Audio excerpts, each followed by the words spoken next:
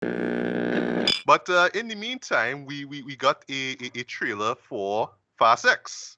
So we're gonna talk a little bit about that Fast X trailer, boy. Yes, please. All right, so allow me to begin, right? So Yep. for me personally, I think the franchise should have ended with Furious 7. I actually have the box set with, from 1 to 7. Don't ask me why I buy it. I just bought it. And I don't know, like just the way how that ended, especially with the, When We See You Again song and whatnot, that's like the perfect end. But, Universal was like, hey, these movies make money, so let's continue on, right? And, we got like, well, how I call it is like, 7 was the end of the Paul Walker arc. That's all I call it.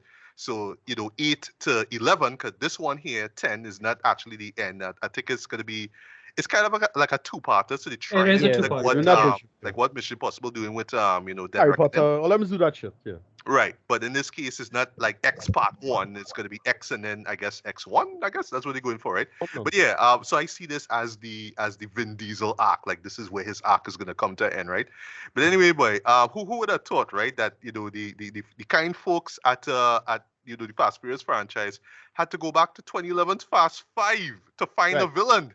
I just, oh my God. Wow. And what ironic about this, what to be kind of ironic about this is that it's a completely rockless trailer, and that's the movie that brought the rock in. Yes. Well, I know he wanted yes, the that's rock. right.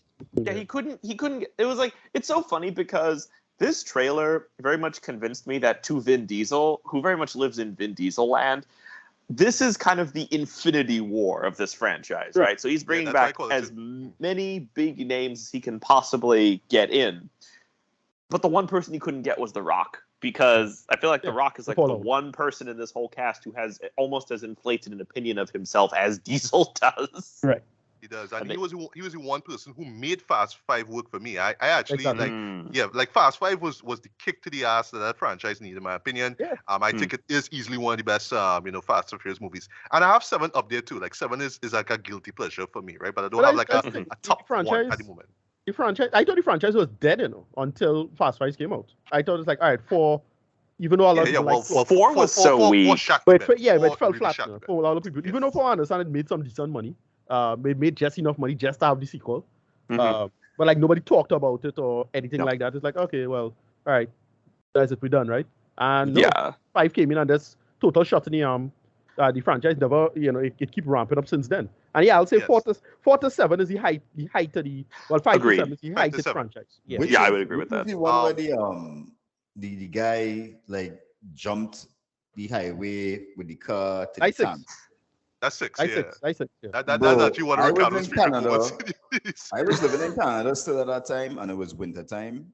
I remember being in that movie, and when that happened, I walked out because like this movie has to be done because this is some incredulous shit. Yeah, so I walked out, right?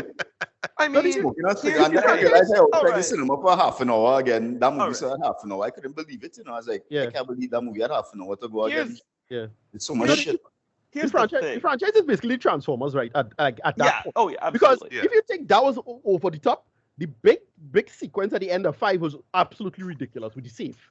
But right? Or the scene or the sequence with the airplane, and which film was it with the airplane? That's part 6. Yes. Okay. With the longest runway in history. In film history. Yo, they went to space. That's all I had to say, right? And they made fun of that in the last film. They did the whole space thing in the last film, right?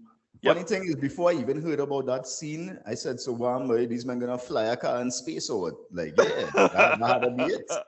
And and when somebody told me that, them men went in space, I was like, you are lying to me. You are lying to my face. Okay. I will wait my turn because I have, I will be the defender of this ridiculous franchise. I will also defend this franchise. Here's the thing. I will say, here's the thing. Because for me, the Fast and the Furious franchise is actually at its best when it's at its most ridiculous. This is like, this series is a high adrenaline, kind of masculine oriented soap opera series, essentially. Like, and this series has recycled, like, literally, I was saying this to someone. They said, no, it's not a soap opera. And I said, oh yeah?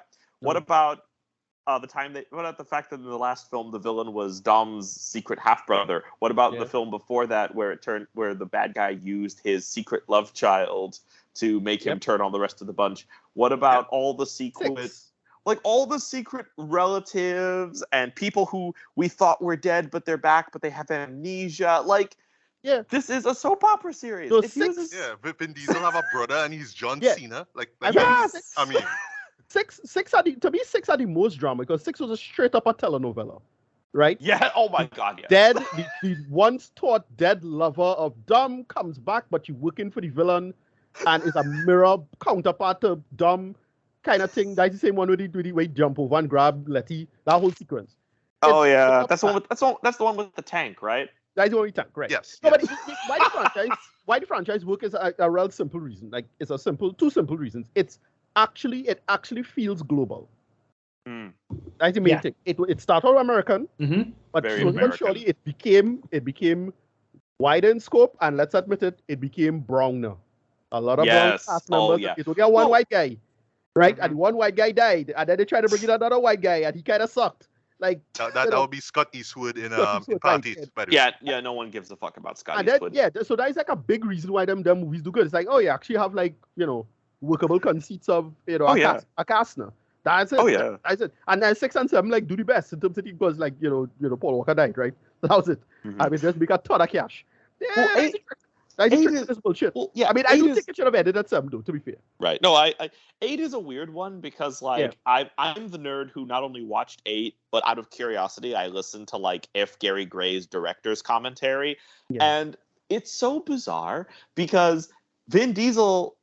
I mentioned this earlier. Vin Diesel definitely has a heightened opinion of himself and of this franchise. Almost any franchise he works on, like he has this like inflated. One of my favorite examples of this was like the interview where they're talking to him about what because someone's talking about Guardians, right? And they're like, Volume 3, we've seen what we can expect from Groot in Volume 3, and he was like, yeah, well, you've seen adult Groot, you've seen baby Groot, get ready for Alpha Groot. And then someone asked James Gunn, he was like, yeah, I have no idea what he's talking about. Like, I got no idea what he's talking about. Yeah.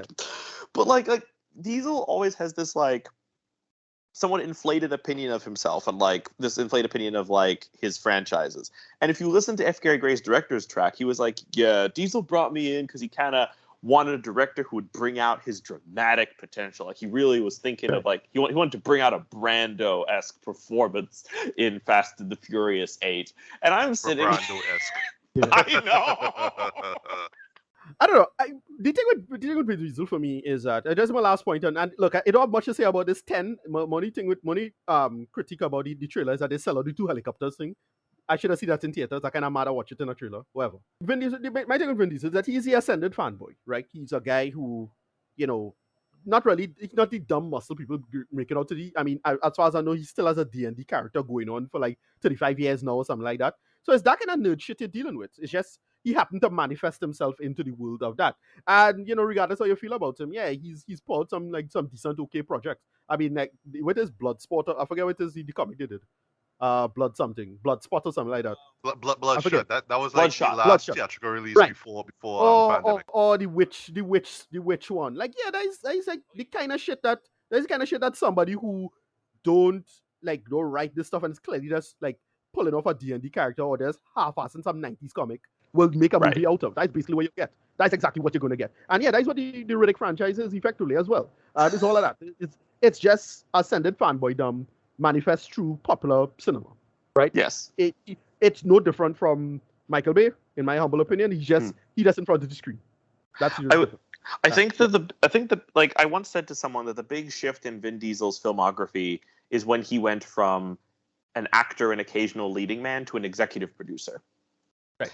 That is the big shift in Vin Diesel's filmography, because that's when the Fast and the Furious franchise, we go from like 1, 2, 3, which are kind of struggling to be a franchise, and then suddenly 4, 5, like it becomes more of a franchise. The Riddick franchise gets very different because we go from Pitch Black to Chronicles.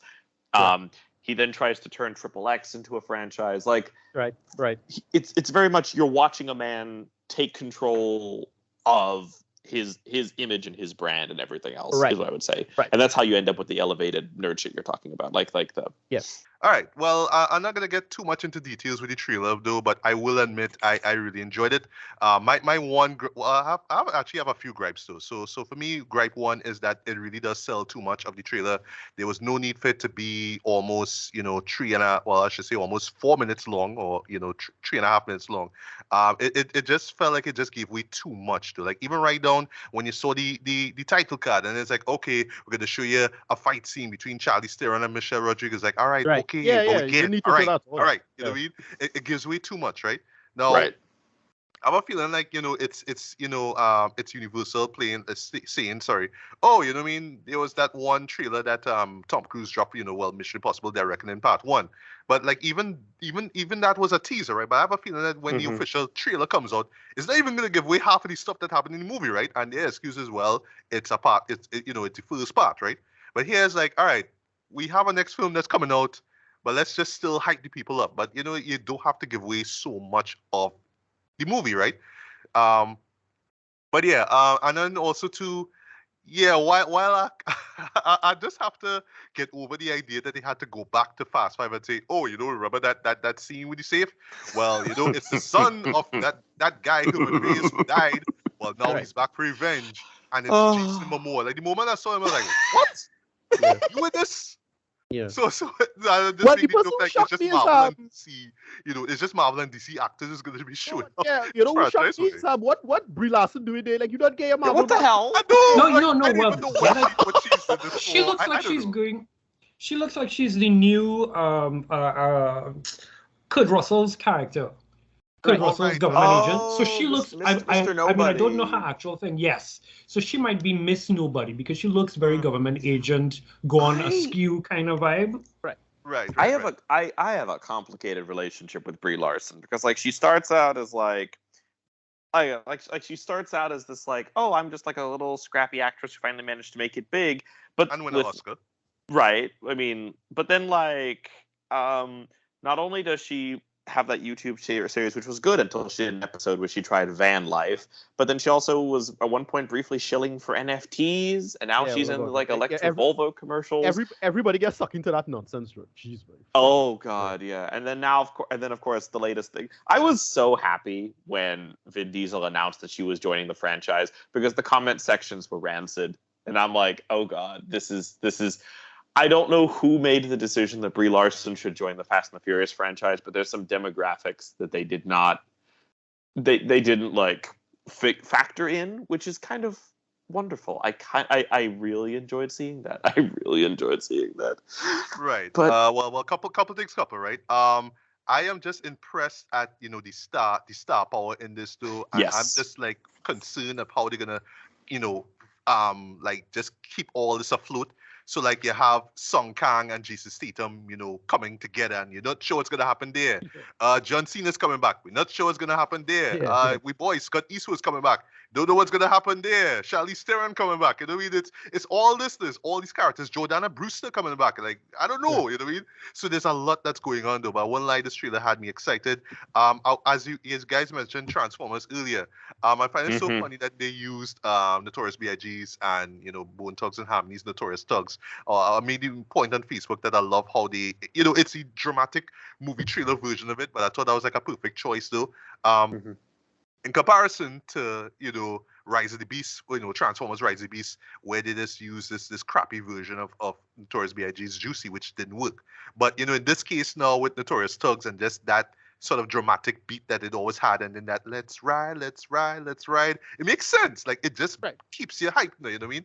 And it was just the driving force behind this entire trailer. So yeah, while at the end of the day, while it gave way too much though, I have a feeling they have more, that they just holding back though. I'm excited for this, so I can't wait to see this. I really do hope that it is what they say is the end of the road begins. I hope that they stay. They don't like jump the they don't drop the ball and say, okay, now we're just gonna do more, and we might actually incorporate Transformers and Jurassic Park or something into this franchise. But they really like some dinosaurs, Exactly. Long we waited for that. But yeah, this has me excited as hell though, But before we get to Tracy and Ashton, Ricardo, your quick thoughts on this trailer. Yeah. As I said, it just sell out too much. That's a big problem. Yeah, I think it's reasonably well edited for what it is. Rule of thumb: if you're keeping my attention with your trailer, yeah, good. But yeah, they shouldn't have sell out the two helicopter things, and they shouldn't have sell out what she saying, Charlize Theron and Michelle Rodriguez.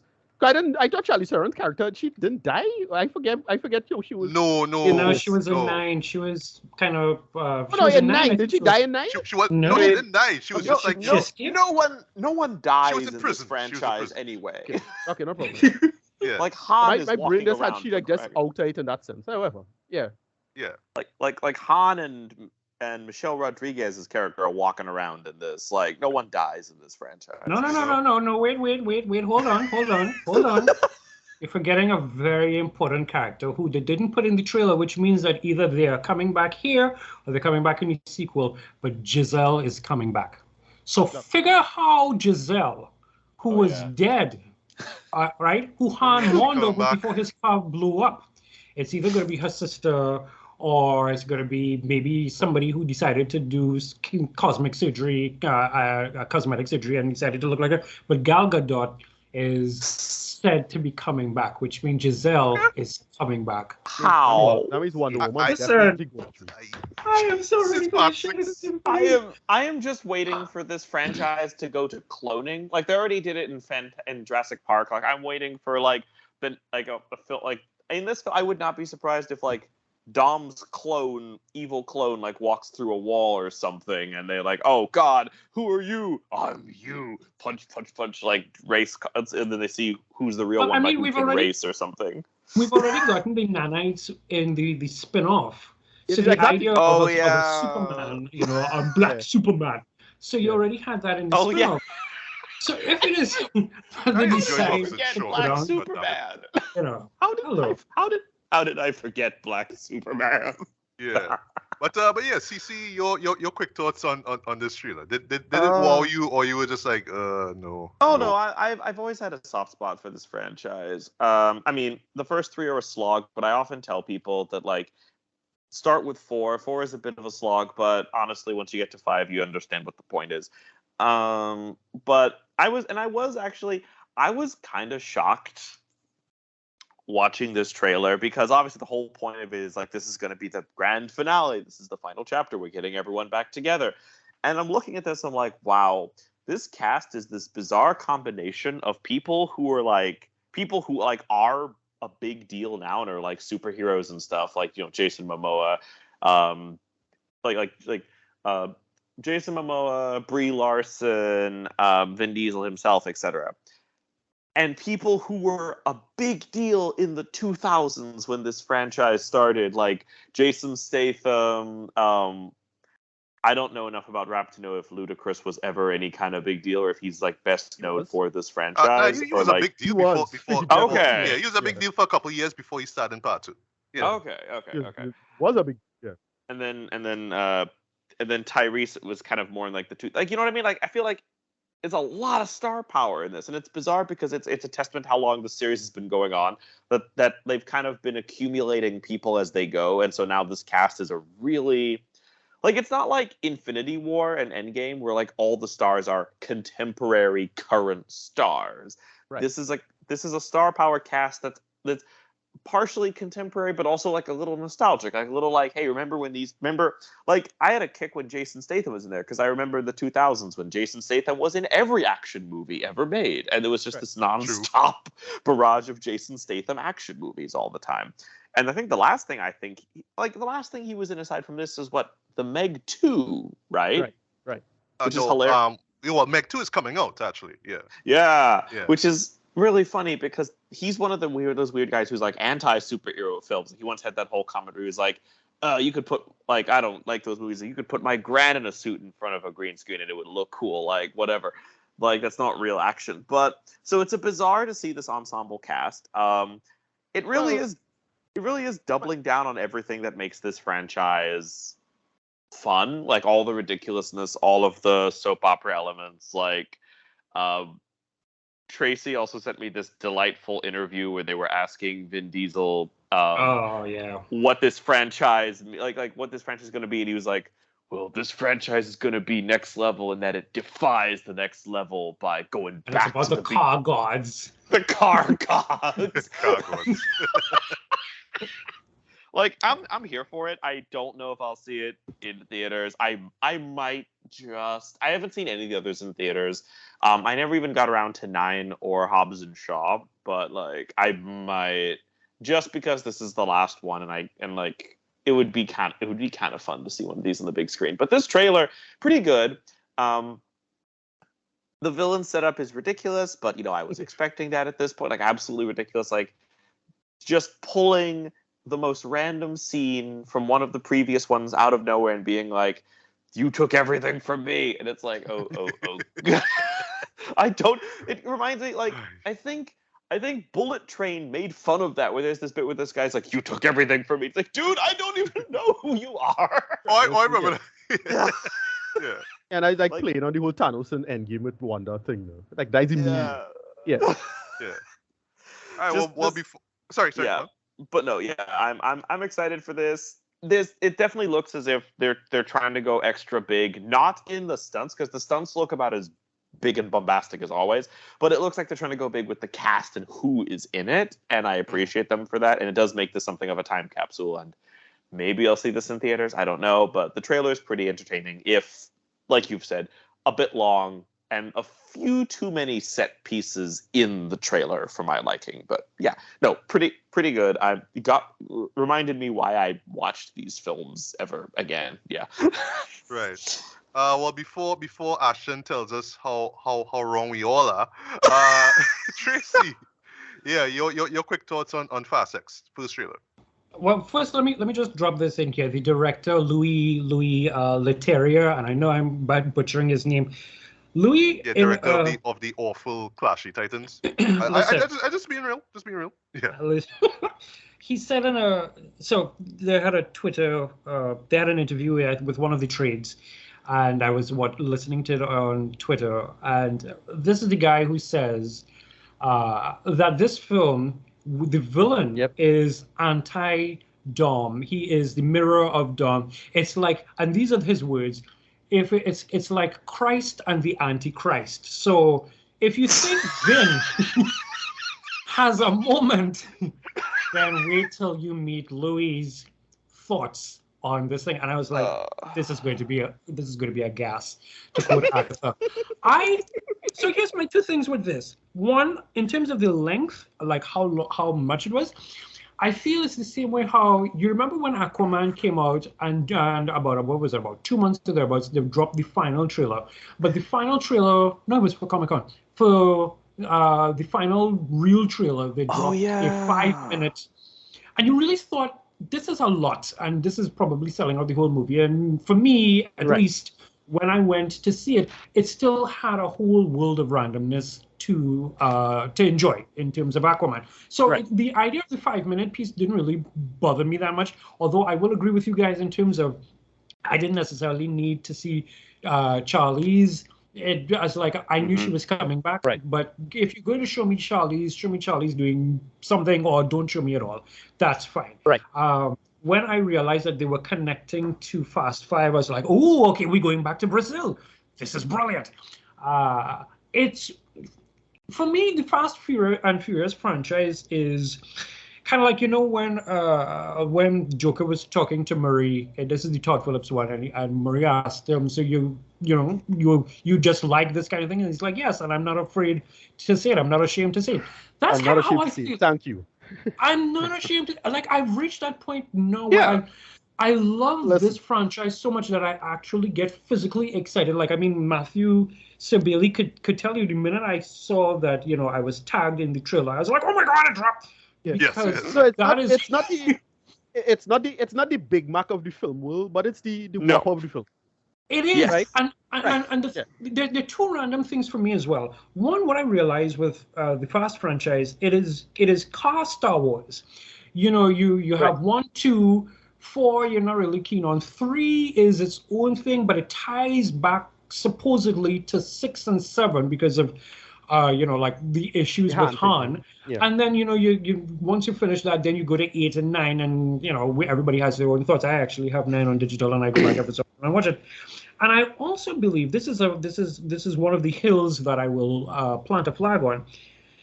If there were, we talk about the caliber of actors who are involved in it, but I think to myself, if there was a Tom Cruise-esque person who was running this franchise, right, I feel like maybe people might be a little bit more open to it, because you can't tell me, I mean, I'm not a spy.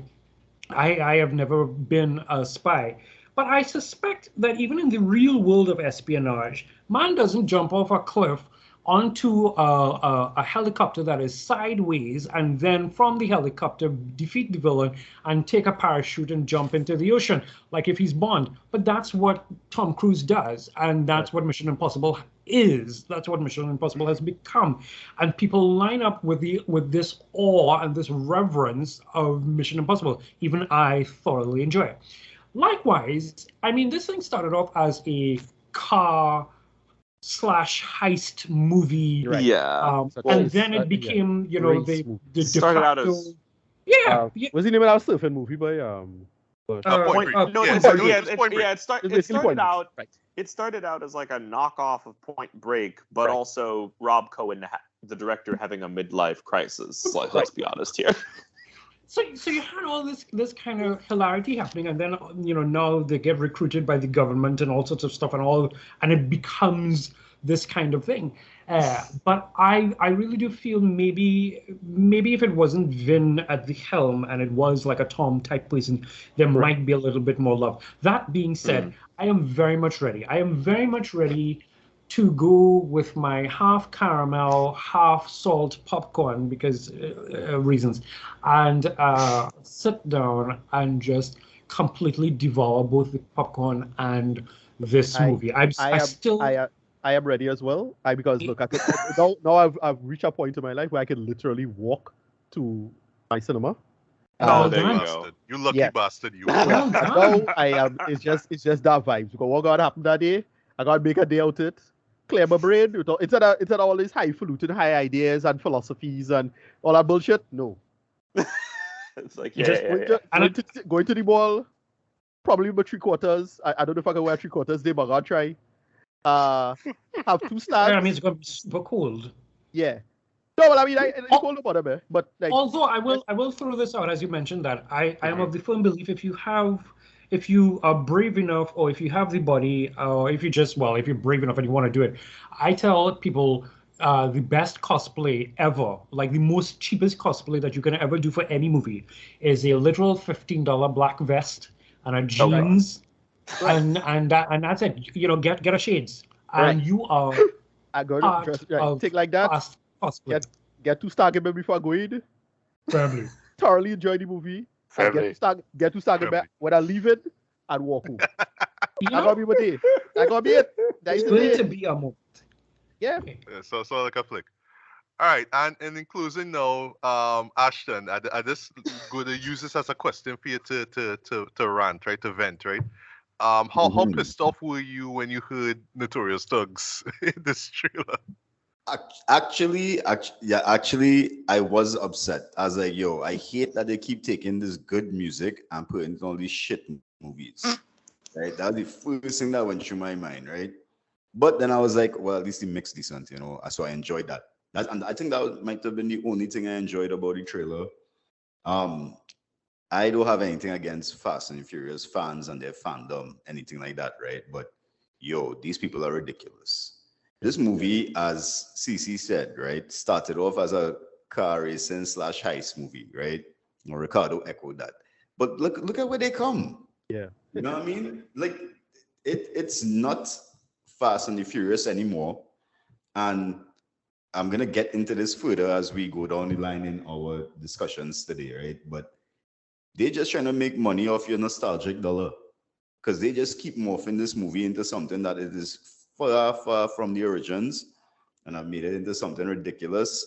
And all they have to do is keep saying Fast and the Furious, and you're gonna go and spend your money because they're scared to name the movie anything else or have any other kind of original thoughts for the movie that they know if they depart from Fast and the Furious, they're not going to make any money. I'm telling you, these movies are entertainment value. That's where you get from it, right? Because it is what it is a movie. It's based in fantasy and all of this, right? By the end of the day, I am not a fan because I don't like cars. I'll be very honest with you. That's the reason I don't like Fast and Furious movies. They don't really speak to me, right? And that coupled with its ridiculousness is too extreme. Yeah, well, but my last point, I was never into street racing culture. I like car culture in general, but not street racing culture. I know. So when the first film came out, I was like, yeah, I can see why this might work, but I'm not into this. And then that's what I think one of the flaws of the franchise was, to be honest. It never gets into general car culture. Is the reason why 6 works, because 6, did the Michael Andretti Formula 1 thing, right? At least for the bad guys. But yeah, that's my only issue with that. Yeah, it's. I felt they never really delved into car culture properly. That's the only problem, because it just become this weird spy thing, especially from 5 now. Spy/cop stuff. Yeah, exactly. Yeah, far removed from its original concept at that point. Yeah, right? It basically was Ocean's 11, that nonsense. Well. Yeah, but like I say, they're too scared to not name it Fast and the Furious. So these movies are keep coming out. Yeah. As much as they can make, as much as these guys could stomach to make. At the end of the day, they also getting paid, right? So this is their salary, this is their job. We don't know how much they're getting paid to be in these movies. We just assume that every actor makes $1 million minimum, when that's not true, right? So some people just have to act, whether it's 100,000, 200,000, whatever. Boy, I don't know now. Like, I don't know how much more family I could take and how much more cars I could take. I just, God. So it's so like vomit inducing to me sometimes. Look, see, leave because I'm bashing the movie. But just saying, I mean, there is something for everybody, right? It might not be for me. If it is what you like, if it's what you like to go and see, by all means, go and see the movie. But don't come out of the movie and tell me that you've just seen the best movie in your life or none of this shit, because that movie is not it. And I know it's gonna be the #1 movie in America, because all these shit movies is always be the #1 movie in America when they come out. And that's a big selling point, right? But yeah, Fast and the Furious could have ended for me after Tokyo Drift. And the only reason I say that is because, remember, I said about interest, right? And about cars not being my interest. But you know what is my interest? Sexy Asian ladies. That is my definite interest. So I had loved Fast and the Furious Tokyo Drift. That's my favorite Fast and the Furious for that reason and that reason only. Right. But as a franchise, good on them for being able to keep it up so long. Shame on us for letting them do it. Fucking Fast and the Furious.